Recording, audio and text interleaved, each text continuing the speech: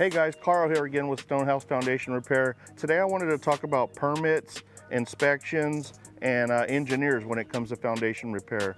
Permits are very critical in the foundation repair space. Not all houses were able to pull a permit depending on where your house lies, but we're always able to hire a third-party engineer. So make sure whoever does the property or whoever does the work on your home is hiring a third-party engineer. You won't always get a permit. If your house is in the city limits, you should have a permit, but you should always have an engineer. Third-party engineers are critical.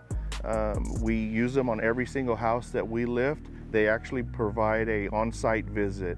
That's another big thing, is make sure whoever you use, the engineer is doing an on-site visit. You do not want your engineer to approve the job on your house based off photos. That's a big no-no. I've heard horror stories about it.